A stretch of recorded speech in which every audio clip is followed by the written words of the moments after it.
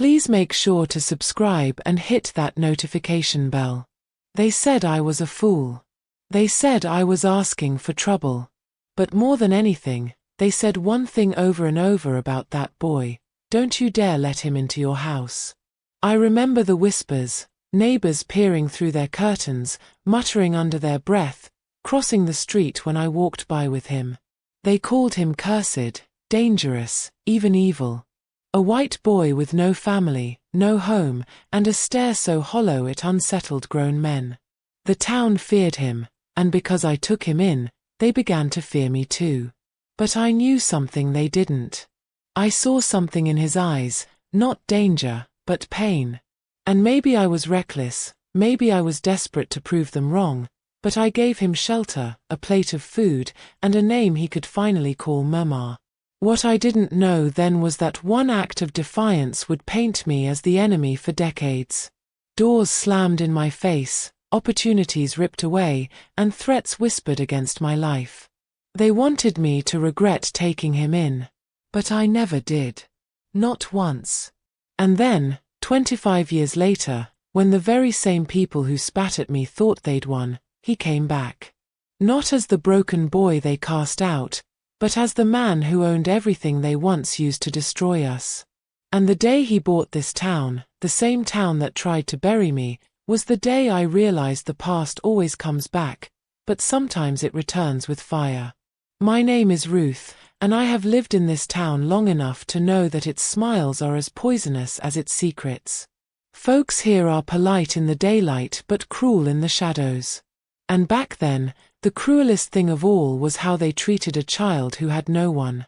I still remember the first night I saw him, skin pale under the flickering streetlight, clothes torn, shoes too small, and bruises blooming across his jaw. He was maybe 10 or 11, though his eyes looked twice as old. People walked right past him, mothers tugging their children closer, fathers spitting near his feet. "Stay away from him," they said. "That boy ain't right." But when his eyes met mine, I didn't see a monster. I saw a boy who had forgotten what kindness felt like. And that was the night I made the decision that would change both our lives forever. The first morning I let him into my home, I woke to find him sitting on the edge of the couch, back straight, eyes darting like a hunted animal. He hadn't touched the food I left on the table. "Eat," I told him gently.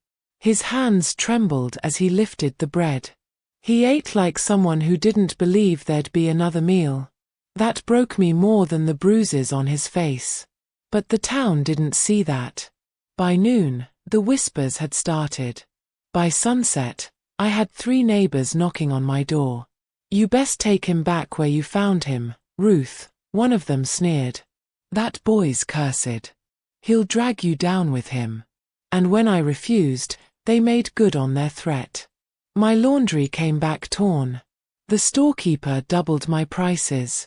Jobs I had lined up suddenly disappeared. My own church pew turned cold around me. I didn't just take in a child. I had taken in their hate. But when I looked at him, skinny, scarred, and still afraid to sleep with both eyes shut, I knew I had made the right choice. Even if it cost me everything. I called him Benjamin. Not because it was his real name, he never spoke it, but because he reminded me of the boy in the Bible who wrestled all night and still came out alive at dawn. Benjamin didn't smile much. He didn't speak much either. But he listened. Oh, he listened.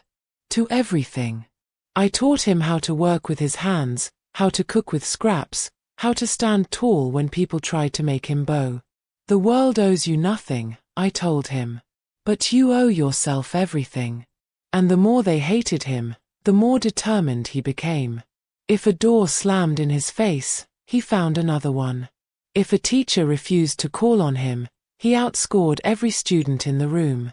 If someone pushed him down, he rose taller than before. He learned from their cruelty. And one day, I realized he wasn't just surviving anymore. He was sharpening himself, turning every wound into a weapon. And I began to wonder, when the day came, would this boy use those weapons to destroy, or to save? Hatred has a way of growing. It doesn't just sit still, it festers.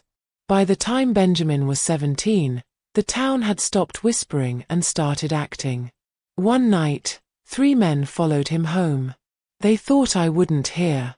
They thought I wouldn't see. But I heard the crack of wood against flesh. I saw Benjamin on the ground, blood in his mouth, fire in his eyes. And when I ran out screaming, they didn't stop. They only turned their cruelty toward me. That was the night Benjamin changed. He didn't fight back, not then.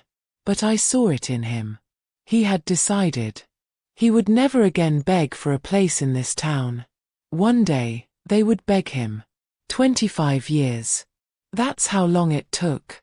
By then, the town had rotted under its own pride. Businesses crumbling, farms foreclosed, homes auctioned off.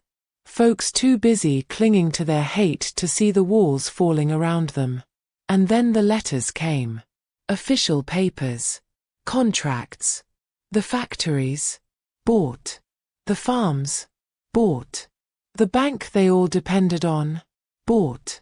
One name appeared on every document. Benjamin Ward. The boy they feared. The boy they tried to destroy. The boy they said was cursed. Now the man who owned them all. I sat on my porch that morning, old bones weary, but heart steady. The town gathered in the square, confusion thick in the air. And then he arrived. Not the boy I once took in, but a man in a suit that screamed power, with an army of lawyers and papers behind him.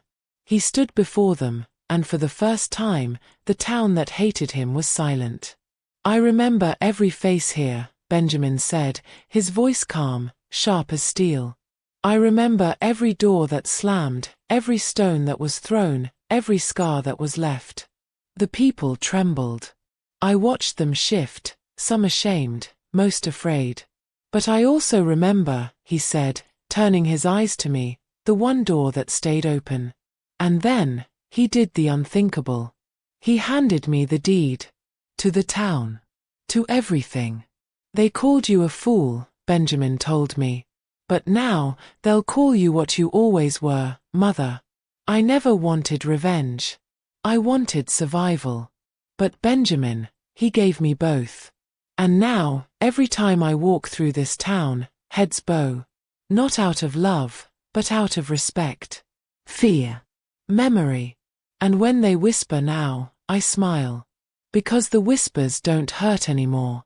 They only remind me of one thing. The boy they hated became the man who saved me. And together, we own the town that once tried to bury us.